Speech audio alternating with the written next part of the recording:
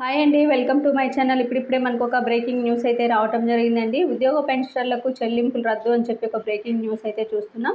పూర్తి వివరాలు వీడియోలో తెలుసుకుందాం. మీరైతే వీడియోని ఎక్కడక్కడ స్కిప్ చేయకుండా ఎండ్ వరకు అయితే చూసేయండి. వీడియో నచ్చినట్లయితే తప్పకుండా లైక్ చేయండి, షేర్ చేయండి.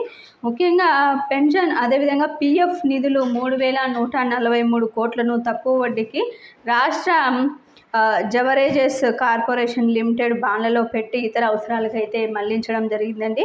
ముఖ్యంగా జీతాలు పెన్షన్లకు సంబంధించి 92,869 కోట్లు, అదేవిధంగా ఉద్యోగులకు చెల్లించాల్సినటువంటి బకాయిలు 21,980 కోట్లు పెండింగ్లో అయితే గత ప్రభుత్వం ఉంచేసిందండి. ఈ బకాయిలను రద్దు చేసిందని ఇప్పుడున్నటువంటి టీడీపీ ప్రభుత్వం దానికి సంబంధించిన ఆర్థిక శ్వేతపత్రాన్ని అయితే విడుదల చేసిందండి.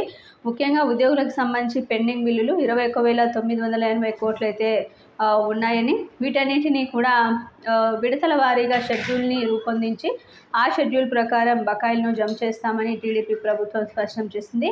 ఇది ఇప్పటి వరకు ఉన్నటువంటి లేటెస్ట్ అప్డేట్. మీకు వీడియో నచ్చినట్లయితే తప్పకుండా లైక్ చేయండి, షేర్ చేయండి. Thank you for watching.